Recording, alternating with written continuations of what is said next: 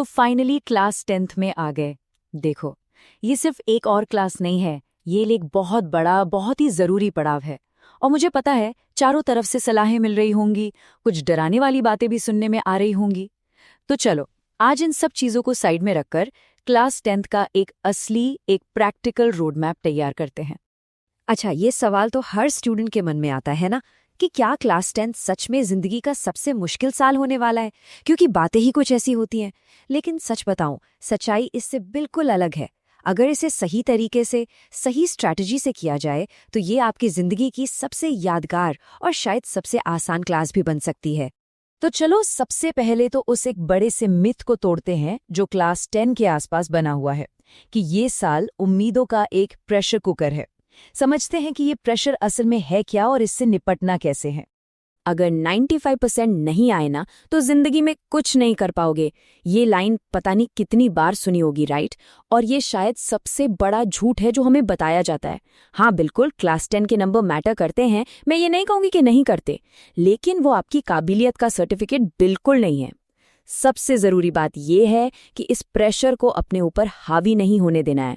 Okay, अब आते हैं एक बहुत ही जरूरी बात पर। क्लास 10 का जो खेल है ना, वो अब पूरी तरह से बदल चुका है। जो पुराने तरीके थे, जो पुरानी स्टडी हैबिट्स थीं, हो सकता है वो अब काम ना करें। गेम के रूल्स नए हैं, तो हमें खेलने का तरीका भी नया अपनाना होगा। जरा इस नंबर को देखो, 50%, हाँ 50%। सीबीएसई बोर्ड एग्जाम का लगभग आधा पेपर अब कॉम्पिटेंसी बेस्ड सवालों से भरा होता है। मतलब ये कोई छोटा मोटा चेंज नहीं है, ये एक बहुत बड़ा शिफ्ट है और हमें इसके लिए तैयार रहना ही होगा। तो सवाल उठता है कि भाई, ये कॉम्पिटेंसी बेस्ड क्वेश्चन है क्या भला? देखो, आसान भाषा में ये वो सवाल हैं जो ये नहीं देखते कि आपने कितना रटा है, ये देखते हैं कि आपने कॉन्सेप्ट को कितना समझा है। इसमें केस स्टडी वाले सवाल आते हैं, असर्शन रीजन वाले सवाल आते हैं। और देखो, इनको सॉल्व करने का सिर्फ और सिर्फ एक ही रास्ता है, कॉन्सेप्ट्स एकदम क्रिस्टल क्लियर होने चाहिए। तो ये स्लाइड एकदम साफ साफ बता रही है कि पहले क्या होता था और अब क्या होता है। वो जमाना गया जब रट्टा मारकर या पिछले कुछ सालों के पेपर्स याद करके अच्छे नंबर आ जाते थे। अब गेम है कॉन्सेप्चुअल क्लैरिटी का, अब गेम है कॉन्सेप्ट्स को अप्लाई करने का, और अब गेम है लगातार कंसिस्टेंट मेहनत करने का, ना कि लास्ट मिनट पर सब कुछ पढ़ने का। तो इस नए गेम को खेलना कैसे है? इसका जवाब है ये 6 स्टेप स्टडी सिस्टम। ये कोई ज्यादा पढ़ने का सिस्टम नहीं है, बल्कि स्मार्ट तरीके से पढ़ने का एक सीधा साधा क्लियर रास्ता है। और यही इस पूरे सिस्टम की आत्मा है, इसका कोर आइडिया है। हमारा लक्ष्य घंटों तक पढ़ना नहीं है, हमारा लक्ष्य है कि हम जितने भी घंटे पढ़ें वो पूरी तरह से असरदार हों। चलो देखते हैं ये कैसे करना है। तो ये है हमारी स्मार्ट स्टडी के 6 पिलर्स। नंबर 1, कंसिस्टेंसी, मतलब रोज पढ़ना है, चाहे 1 घंटा ही पढ़ो लेकिन फुल फोकस के साथ। दूसरा, रटना बिल्कुल नहीं, कॉन्सेप्ट की गहराई में जाओ, उसे समझो। तीसरा, अपने नोट्स खुद बनाओ, जो नोट्स हम खुद लिखते हैं ना, उससे बेहतर रिवीजन किसी चीज से नहीं होता।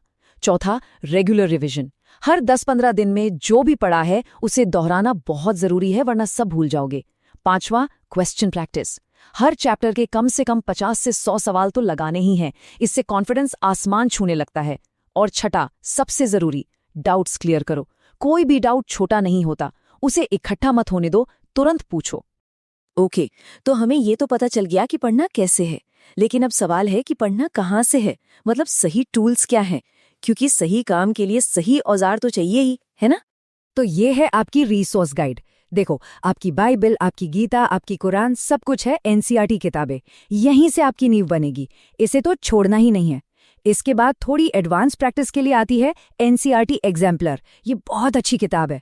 फिर क्योंकि पैटर्न बदल गया है तो कॉम्पिटेंसी बेस्ड सवालों के लिए एक अच्छा क्वेश्चन बैंक रखना बहुत जरूरी है। और फिर जब तैयारी ऑलमोस्ट पूरी हो जाए, तब एग्जाम पैटर्न को समझने के लिए पिछले सालों के पेपर्स और सैंपल पेपर्स सॉल्व करने हैं। अच्छा, 1 मिनट के लिए किताबों से थोड़ा बाहर निकलते हैं और बड़ी पिक्चर देखते हैं।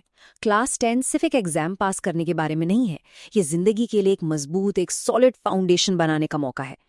एक बात हमेशा याद रखना, क्लास 10 में जो कॉन्सेप्ट्स की नींव बन रही है ना, वही आगे चलकर आईआईटी, एम्स जैसे बड़े सपनों को पूरा करने में मदद करेगी। तो इस नींव को मजबूत बनाओ। और हाँ, बैलेंस बहुत जरूरी है। पढ़ाई के साथ साथ खेलकूद और अपने शौक के लिए भी टाइम निकालो। ये साल कोई सजा नहीं है जिसे बस काटना है, ये एक सफर है, इसे एंजॉय करना है। तो इस एक बात को गांठ बांध लो, क्लास 10 किसी भी चीज का अंत नहीं है, बल्कि ये तो एक बहुत ही खूबसूरत एक नई शुरुआत है। तो असली सवाल ये नहीं है कि कितने % मार्क्स आएंगे, असली सवाल ये है कि इस साल आप अपनी आने वाली जिंदगी के लिए कैसी नींव, कैसा फाउंडेशन बनाना चुनते हैं। फैसला आपके हाथ में है। All the best.